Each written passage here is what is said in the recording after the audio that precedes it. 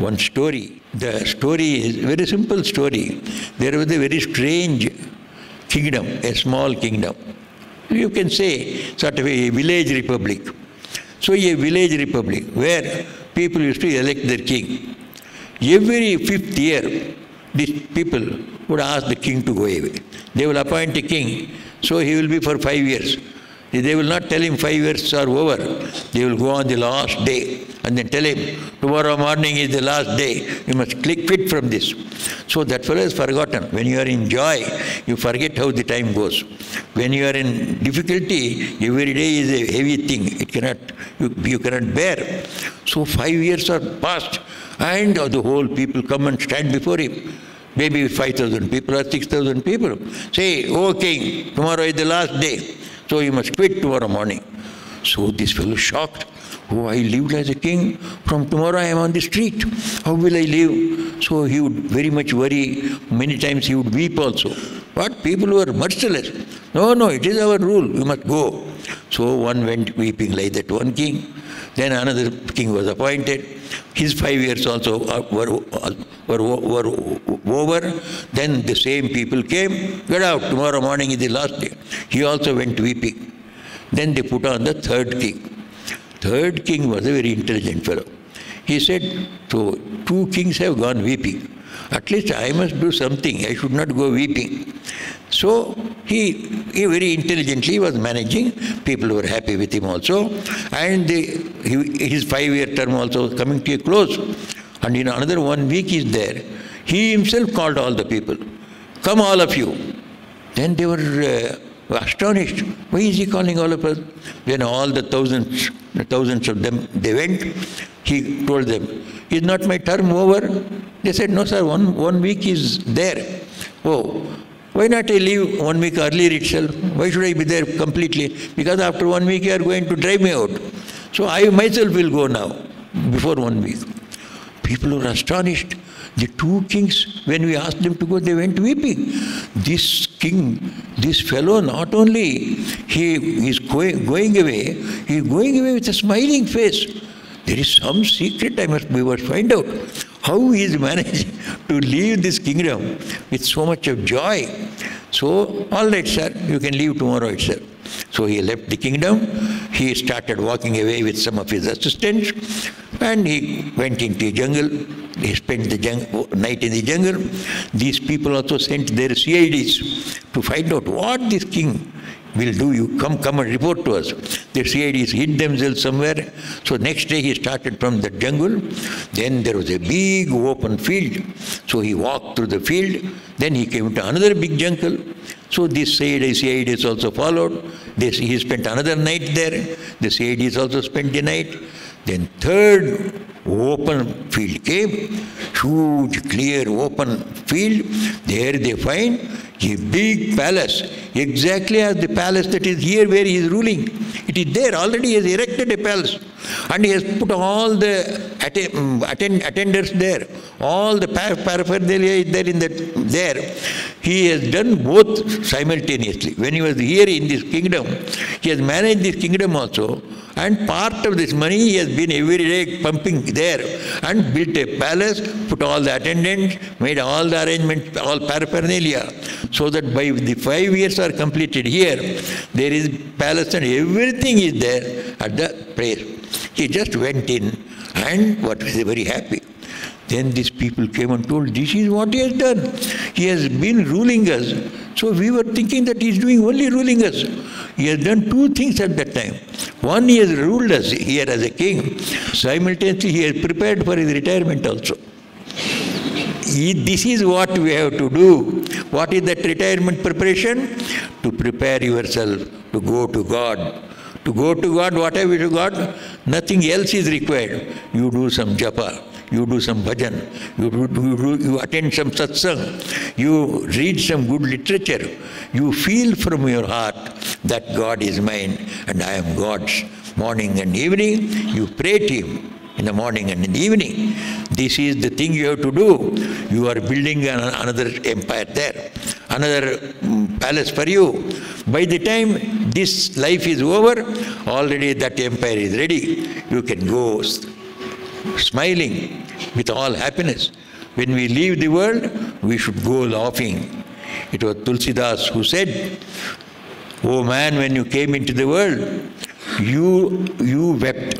The whole world was happy and laughing." People are very happy when a child is born. "Oh, I have got a child, I have got a child." It is another matter afterwards, why did I get a child like this? Afterwards that feeling may come. But anyway, when a child is born, everybody is happy. "Oh, we have got a child." The whole world laughed. But you came weeping. Every child weeps when it is born. So Tulsidas says, "O man, when you came into the world, you wept, but the world laughed."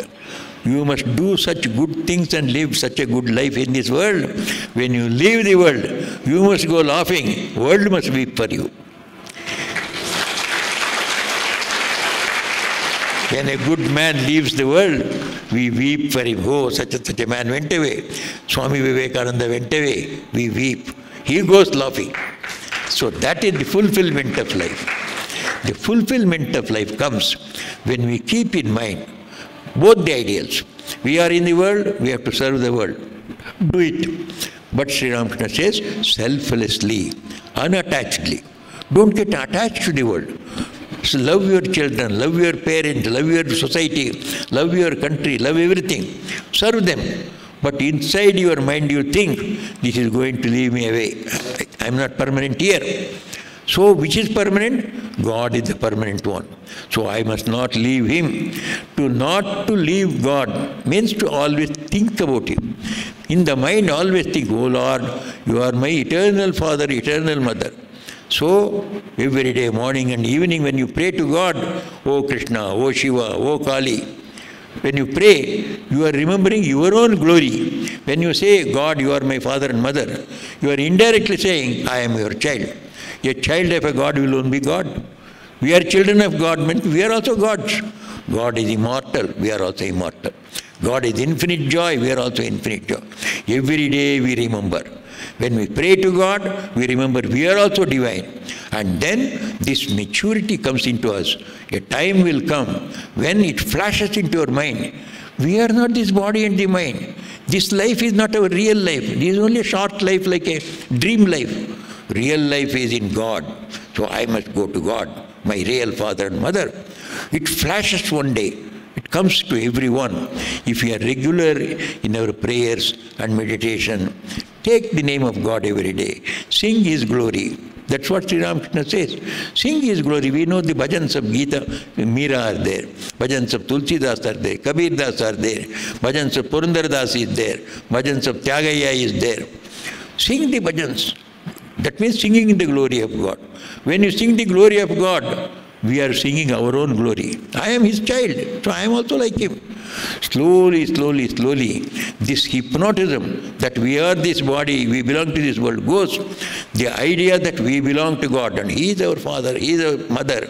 We are also like Him, immortal. We are also full of infinite joy, infinite bliss. This idea flashes one day. How does it flash? You must have seen in our times, there were not big machines to break the rocks. People used to manually break huge rocks. They would put several holes from upper part to the lower part. They will make holes and put some iron pieces into that. And each one will take a big hammer, going on hammering, hammering, hammering. 15 people are hammering. So on the line where it has to be broken.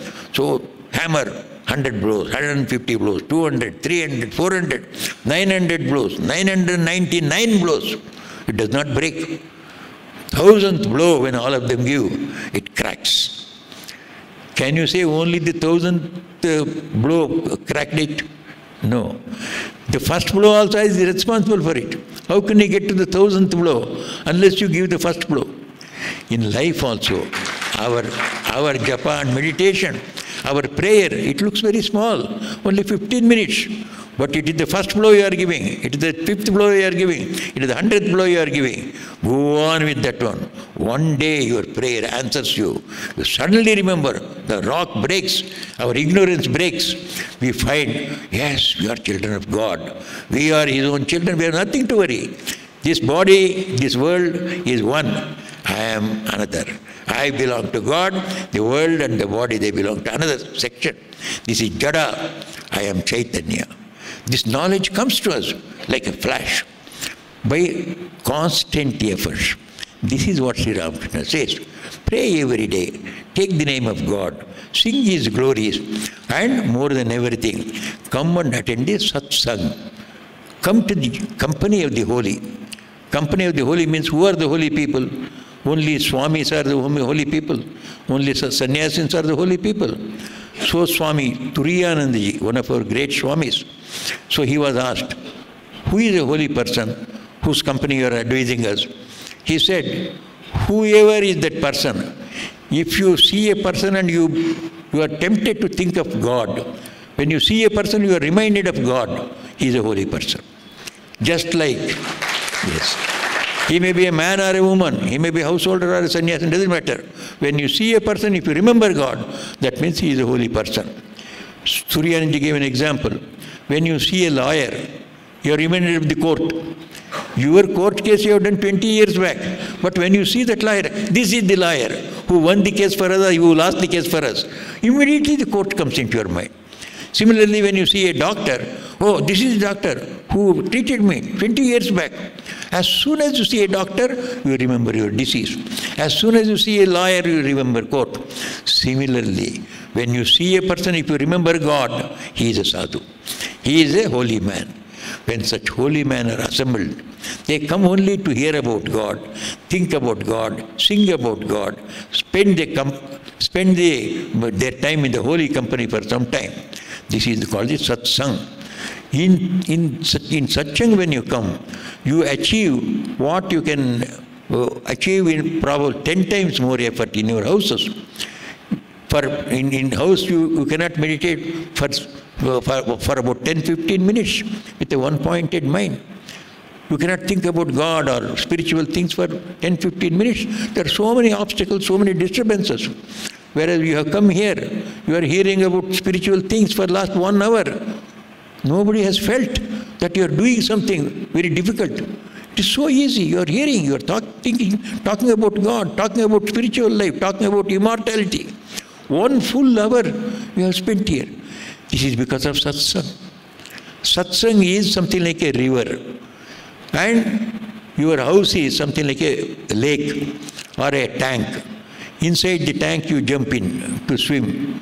Every foot or every yard you have to go further. You have to strain yourself.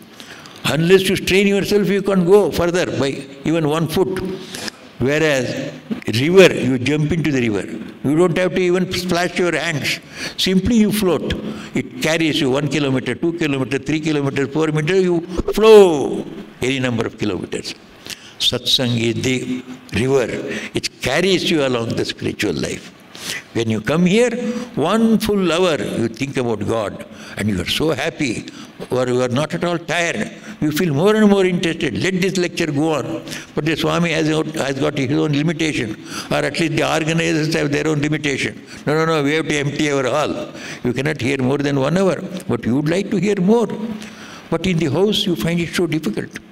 This is the difference between satsang and doing our own sadhanas in our own house. That is why in satsang when you come, you feel a current of spirituality, because all of us have come here with the holy thoughts and we want to spend this time in thinking about holy things. All of you are oriented. You are all flowing in one direction. All powers are added together. There is sort of a spiritual current flowing. When we come here, we are carried away by that current. We gain so much. That is why Shankaracharya said about satsang, Kshanamapi sajjana sangati reka bhavati bhavarnavatarane nauka. See, if you even spending 1 second in the company of the holy, it will take you across the ocean of birth and death. Shankaracharya sang like that. Sri Ramakrishna always said, go to the satsang now and then. Take the name of God, sing His glories. In the morning, some discriminate that this world may look very real, but it is not that real as you imagine. Someday it will leave you. If you leave it, it is all right. If you do not leave it, the world will leave you. So it is only temporary. Think this viveka must be in us, and every day think that God is our eternal abode. It is from Him we have come, to Him we return.